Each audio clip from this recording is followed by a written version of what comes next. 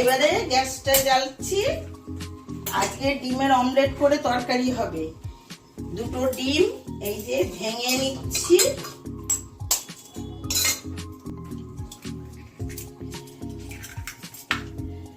নিয়ে অমলেট করে চটজলদি রান্না। এটা ধরুন আপনার বাড়িতে হঠাৎ লোক এসে গেছে, কি করব আপনি এটা তাড়াতাড়ি করে ফেলতে পারবেন। দেখুন আমি কিভাবে তাড়াতাড়ি করি।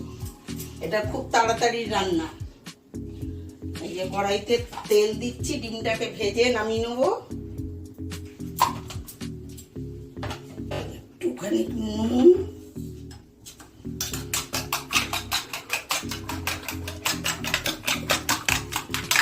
ছেলের রান্না হলো তো দেখলেন, আর আমাদের শাশুড়ি বৌমার রান্না হচ্ছে এই ডিমের তরকারি।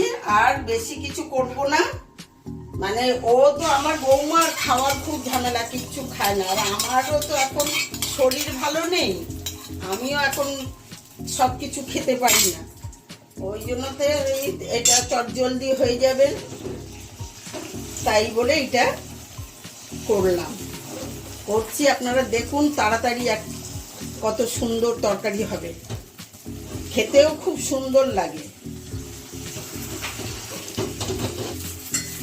এই যে ডিমের অমলেটটা হচ্ছে, এই ডিমের অমলেটটা দিয়ে একটা আলু কেটে নিয়েছি পাতলা পাতলা করে, এই দিয়ে তরকারিটা হবে। সামান্য একটু একটা পেঁয়াজ, ছোট করে পেঁয়াজ দিয়েছি, আর সামান্য মানে 2 কোয়া রসুন আর একটুখানি আদা। এতে বেশি মশলা লাগে না। ভাজা হয়ে গেছে, এবারে নামিয়ে নিচ্ছি। নামিয়ে এবারে তেল দেব। তেল দিয়ে আলুগুলো একটু ভেজে নামিয়ে নেব।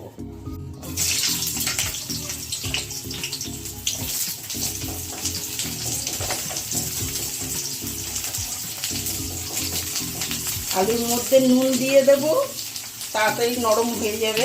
এ হচ্ছে তাড়াতাড়ি চটজলদি রান্না, যত শর্টে করা যায়, কিন্তু খেতে খুব সুন্দর হয়। আজকে আমাদের ফ্ল্যাটে ওপরে নতুন লোক এসছে, তাই একটু আওয়াজ তো হচ্ছে। ওই ড্রিল করছে, তারপর কিছু করছে হয়তো, ওটার জন্য ক্ষমা করবেন। জানেন তো ফ্ল্যাটে থাকতে গেলে ফ্ল্যাটে এরকম হবেই, একটু আধটু আওয়াজ আসে। একটু ডিস্টার্ব হচ্ছে।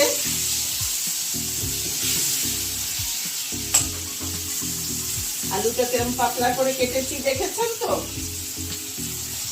আলুটা এরকম পাতলা পাতলা করে কেটে নিলে কি তাড়াতাড়ি হয়ে যাবে। এই আমাদের তো ইন্ডাকশানে ভাত করে নিয়েছি, আর ছেলে যেটা রান্না করলো ওরা বাবা ছেলে খাবে, আর আমরা শাশুড়ি বৌমা এটা খাবো। আমি মাংস টাংস খাই, বৌমা খায় না, কিন্তু আমি খেলে কি হবে?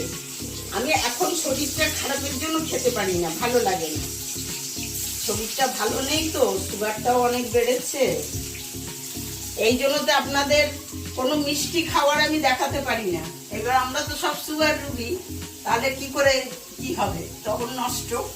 যার জন্য আমাদের মিষ্টি খাওয়ার কিছু বানানোই হয় না, খুব কম। আর আমার বৌমা যে খাবে, সে একবার একটুখানি মুখে দেবে, বাস আর খাবে না। এবার আলুটা ভাজা হয়ে গেছে, নামিয়ে নেব। তেলে পেঁয়াজ দিয়ে দেবো, একটুখানি পেঁয়াজ, আর তেল লাগবে না। এই পেঁয়াজটা একটু লাল করে ভেজে নেবো। নিয়ে ওই ছেলে রান্না করেছে, তার মধ্যেই আদা রসুন একটু বেশি হয়েছে, ওটাই দিয়ে দেবো, কেননা এতে আদা রসুন বেশি লাগে না। আমাদের রান্না আপনারা করুন, খান, দেখুন কেমন রান্না হচ্ছে। আমি বলছি যে খেতে ভালো, দেখুন, করুন, তবে না বুঝবেন ভালো খেতে কি মন্দ খেতে। পেঁয়াজটা ভাজা হয়ে গেছে, এবারে আদা রসুনের পেস্টটা দিয়ে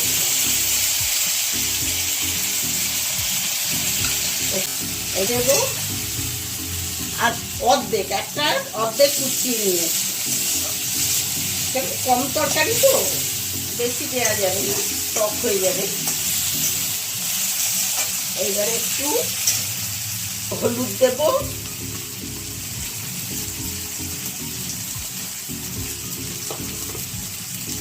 পরিমাণ মতো লঙ্কা দেব,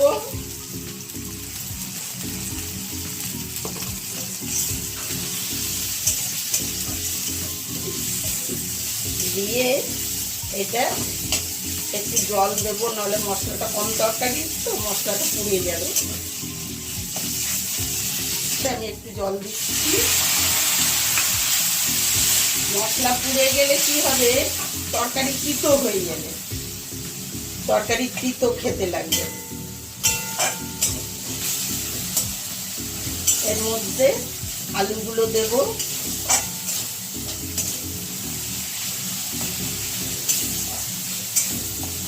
একটুখানি সামান্য চিনি দেব। আমার বৌমা একটু তরকারিতে চিনি খেতে ভালোবাসে, ওর একটু মিষ্টি মিষ্টি তরকারি হলে খুশি, ওই জন্য তো একটু চিনি দিয়ে দিলাম। আপনারা দিতেও পারেন, নাও দিতে পারেন, দিলে একটু স্বাদ আসছে। এবারে আলুগুলো দেব,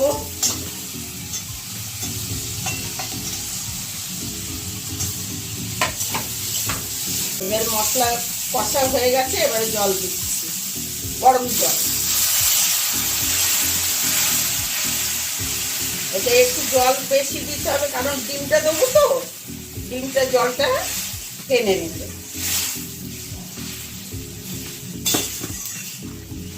এতে ওই ডিমটা দেব আর একটু গরম মশলা দেব, দিয়ে বাস ঢাকা। আলু সেদ্ধ হয়ে গেলে নামিয়ে নেব। এটা বেশি ঝোল ঝোল ভালো লাগবে না, বেশ মাখা মাখা হবে তরকারিটা।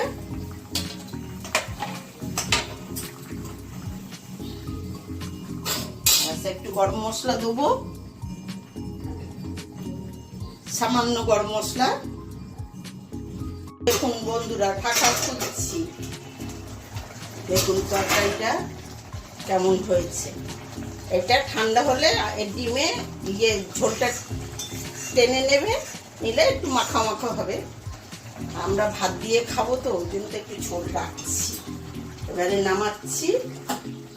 দেখুন বন্ধুরা, আমাদের শাশুড়ি বৌমার জন্য এই যে চটজলদির তরকারি, এটা খুব তাড়াতাড়ি হয়ে যায়।